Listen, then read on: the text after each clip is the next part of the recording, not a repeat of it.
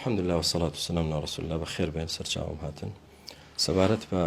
قوربانیکردن و جژنی قوربان بێگومان مناسبەیەکی زۆر مبارەک و پیرۆزە بۆ مسلمان لە ساڵێکدا دوو جێژن هەیە. جژنی ڕەمەزان کە لە دوای عیبادەتێکی یەک مانجی دێت کە مانجی ڕەمەزانە، و جێژنی قوربانیش کە لە دوای 9 ڕۆژ کە خێرترین ڕۆژانی ساڵە، ئەویش پڕیەتی لە عیبادەت و ئینجا ڕۆژی حەجی ئەکبەرە کە تیایدا حاجەکانی ماڵی خوا حەج دەکەن. ئەوەی کە دەچێتە ماڵی خوا حەج دەکات کە حەج سڕەرەوەی هەموو گوناهەکانی مرۆڤە، ئەوە لەوێ هەدی هەیە و حیوان سەردەبڕێ. ئەوەش کە ناچێتە حەج، خوای گەورە عیبادەتێکی تری بۆ داناوە، بریتیە لە بەڕۆژبوونی ئەو ڕۆژانە کە بتوانێت یا ڕۆژی عەرەفە بتوانێت گوناهی 2 ساڵی دەسڕێتەوە، و هەروەها بتوانێت قوربانی بکات. قوربانیکردن لە ڕۆژی جەژن بێگومان خێرێکی زۆر گەورەی هەیە. پێغەمبەری خوا عەلەیهی سەڵاتو وسەلام فەرمێتی من وجد ساعة فلم يضحي فلا يقربن مصلانا. هەر کەس ئیمکانیەتی هەبێت، توانای هەبێت و قوربانی نەکابانەیە بۆ نوێژی جەژن، یعنی تووڕەیە لەی پێغەمبەری خوا عەلەیهی سەڵاتو وسەلام. ئەمەش کە دەکرێت سوودەکەی چیە؟ سوودەکەی ئەوەیە کە بدرێ بە فەقیر و هەژار و دەور و بەر و لەوانەیە ئەلحەمدوللا لە ڕۆژی جێژندا کەس نەمێنێ کە گۆشت نەخوات. لەوانەیە خواردنی گۆشت بۆ کەسانێکی فەقیر یعنی خەون بێ بەڕاستی دەی بەهۆی ئەم قوربانی و ئەلحەمدوللا کەس نامێنێ کە لەو ڕۆژەدا دڵخۆش نەبێت. بەڵێ دکتۆر، ئێستا وەزارەتی تەندروستی لەسەر ئاسی بەڕێوەبەراتیەکان یعنی ڕێنمایان داوە بە خەڵک کە لەم جێژنەدا ینی ئاژەڵ سەر نەبڕن لەسەر شەقامەکان بە شێوەی ناسایی لە ماڵەکانی خۆیاندا. جا عادەتەن لە قوربانیکردنیشا لەبەری ڕێژەکەی زۆر دەبێ، یعنی ڕەنگە ئەو شوێنانی کە تایبەت کراون بۆ سەربڕینی ئاژەڵ بە شێوەی تەندروستیەکەی خەڵک فریای ئەوە نەکە، یاخود بەشی ئەو هەموو خەڵکە نەکە. لەم جێژنەدا خەڵک چۆن قوربانی بکە، یاخود بە دروستتر بڵێم هەر دروستە ئەم جێژنە خەڵک قوربانی بکە بەهۆی ئەوەی کە پەتاکە بڵاو نەبێتەوە؟ نایمە دەبێ دووشت لە یەکجیا بکەینەوە. ڕێنمایی دانان بۆ کارێک جیاوازە لەوەی کە لە ئەسڵە بڵین کارەکە نەکرێ. پێم وانیە نەوە وەزارەتی تەندروستی نە هیچ وەزارەتێک بڵێ نابێ قوربانی بکرێت، چونکە کە بڵێن قوربانی نەکرێت کەواتە با قەسابخانەکان هەمووی دابخرێ، با کەس حیوان سەر نەبڕێت، کەس مریشک سەر نەبڕێت، کەس لەمە دووە گۆشت نەخوات و بە تەواوی دابخرێ. پێم وانی ئەم بڕیارەش بدرێ. بڕیارەکە بۆ ئەوەیە کە ڕێکاریەکە بێ بۆ پاک و خاوێنی خۆ بە دوورگرتن لە هەر جۆرە پیسیە کە ببێتە سەبەبی نەخۆشی بۆ ئەو خەڵکە. بۆی بێگومان ئێمەش تاکید لەوە دەکەینەوە کە تاوەکو ئەو شوێنانی تایبەت کراون بۆ سەربڕینی ئاژەڵ لەوێ نەبێ لە شوێنی تر نەیکەن، و کە ئەو شوێنانش پڕ بوو، چکە 4 ڕۆژ مسلمان بۆی هەیە قوربانی بکە، مەرجێت و هەر لە ڕۆژی یەکەم بیکە، ڕۆژی یەکەم لەوانەیە ئیزدیحام ببی، کە دووەم بیکە، سێم بیکە، چوارەم، کەواتە لە 4 ڕۆژدا هەر دەکرێت هەموو کەس بچێت لەو شوێنی کە تەرخان کراوە بە پاک و خاوێنی ڕۆکوپێکی ئینشاءڵڵا قوربانیەکەی خۆی بکات. هەر سەبارەت بە قوربانیکردن ئەو کەسانی کە قوربانیەکەن ئەبێت ئەو ئاژەڵە چۆن چۆنی بێت و کێشی چەنێ بێت، ئەو مەرجەکان چۆن چۆنین بۆ قوربانیکردن؟ مەرجەکان ئەوەی کە مەبەستە، ینی ینی ئاژەڵێک بێت بۆ نمونە کە مەڕ بوو لە 6 مانگ کەمتر نەبێت، بزن بوو لە ساڵ کەمتر نەبێت، و عیبدار نەبێ، عیبداریە کە تەسیر لە گۆشتەکەی بکات.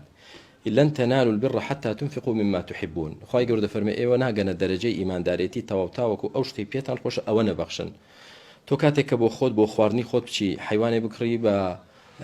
خاوەنی ئاژەڵەکە دەڵێی باشترینم بۆ اختیارکە، بەڵام کاتێک کە بۆ قوربانیە بۆ عیبادەتەکەی بڵێ کامە هەرزانە، تەبەنەوە باش نییە، بە باشترین هەڵبژێردرێت. مامەسا بەدر لە بابەتی قوربانیکردن ئێستا خەریکی نۆژەنکردنەوەی مزگەوتەکەتانن، پێم وابێ لەگەڵ شارەوانیشە 1-2 ساڵێکیش دەبێ، عنی ئەومە تازە نیە بابەتەکە، هەندێک کێشەتان هەیە لەسەر ئەو بەشەی کە کەوتۆتە بەردەم مزگەوتەکە. ئێستا گەیشتون بە کوێیانی ڕێکەوتون لەسەرەوە، یاخۆت شارەوانی ڕێگەتان پێدەدا کە سنووری مزگەوتەکە فراوانکەن؟ ڕاستە کێشە هەبوو، لە ڕابردوو کێشەیەک هەبوو کە شارەوانی ڕێگەی پێ نەداین. ئەم ساحەیە کە لە بەردەم مزگەوتە ئیسیفادەی لێ بکرێ بۆ مزگەوت فراوان بکرێ، بەڵام الحەمدوللا دوای محاولەی ساڵ و نیوێک زیاتر نزیکی 2 ساڵ ئێمە لە هەوڵدا بووین الحەمدوللا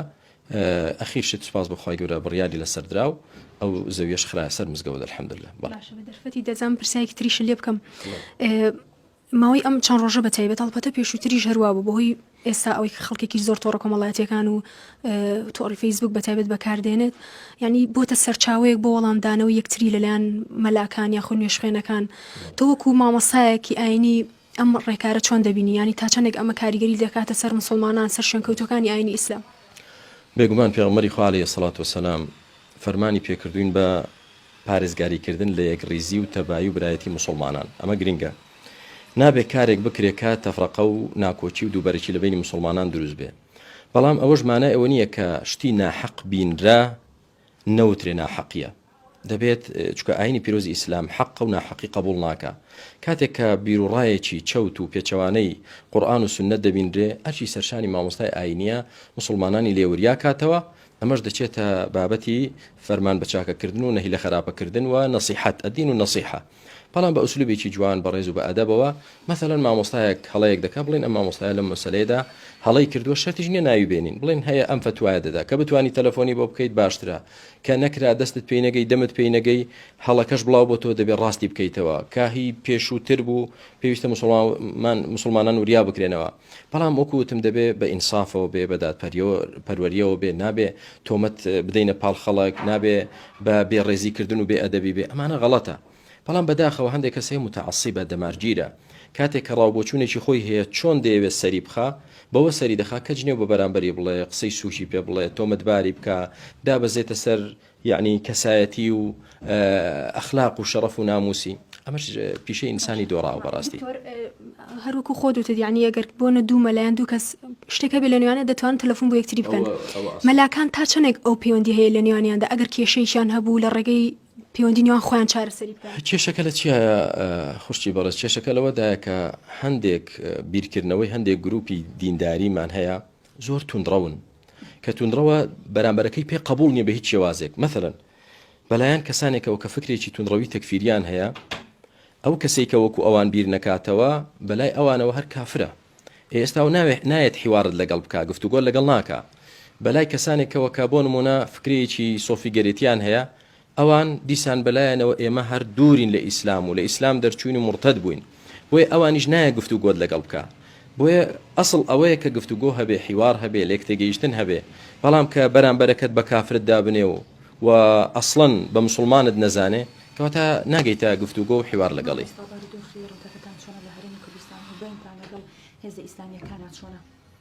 ڕەوت ئمە ڕەوتمان نییە ئمە نەحیزبین نا گروپێکین نا مەزهبێکین ئێمەی ئەهلی سونە دەمانەوێت مسلمانان لەسەر سنەتی پێغەمبەری خوا بڕۆن دەمانەوێت مسلمانان دەست بە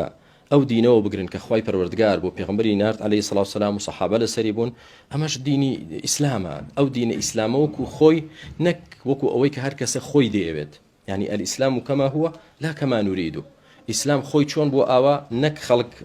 بە کەیفی خۆی دایتاشێ ئەوەیە بە خەڵک دەڵێن جا پەیوەندیمان لەگەڵ خەڵکی چۆنە لەگەڵ مسلمانان ڕەتەوە ئیسلامیەکان ئێمە هەرچی مسلمان بێ بە برای خۆمانی دەزانین هەرچی مسلمان بێ برامانە بەڵام برایەتیمانەوە نییە کە بە هەڵە نەڵێن هەڵە لەسەر سەلاحەدینی ئەیوبی کرد ئەو دواتر خۆت ڕوونکردنەوەدا جارێکی دیکە لەسەر ئەو قسانە ئەو بابەتە چی بوو؟ نامن سەرەتا هیچ کاتێک قسەیەکم نەکردووە لەسەر سەلاحەدینی ئەیوبی کە یەک مسقال زەڕە غەڵەت بوو بێ الحەمدولله بەردەوام سەلاحەدینی ئەیوبی قودوە بووە بۆ من چەند ساڵ 5-6 ساڵ پێش ئێستا من لە کوردستان 24 مقابلەم لەگەڵ کرا پرسیارم دەکرا وتیان سێ کەسایەتیمان پێ بڵێ کە معجەبی پێی وتم لە ڕوانگەی عیلمەوە ئیبن تەیمیە ڕەحمەتی خوای گەورەی لەبێ لە ڕوانگەی بەخشندەی و خێرخوازیەوە دکتۆرێکی کوێیتیە کە لە ئەفریقیا بە هەزارەها کەس لەسەر دەستی مسلمان بوو کە کاری خێرخوازی دەکرد لە ڕوانگەی تێکۆشان و سەرخستنی ئیسلام من سەلاحەدین پێشەوام و قودوەمە کەواتە هیچ کاتێ من بەرامبەری سەلاحەدین بێڕەزیمان نەکردووە بەڵام کاتێک کە دەڵێن بۆ نمونە فلان بیرکردنەوە غەڵەتە کەسانێک دێن لازمی قسەکە دووەردەگرن دەڵێن خۆ فلانە زانا و یا فلان سەرکردێش ئەو قەولەی هەبووە کەواتە تۆ قسە بەو دەڵێ حاشا مە بوهتانە ئەبەدەن قسەمان بە سەلاحەدین نەوتووە و پێشی ناڵێن بگرە وتارێکی تایبەتم ئەخیر وتارم لەسەر سەلاحەدین ئەیوبی ڕەحمەتی خوای لێبێ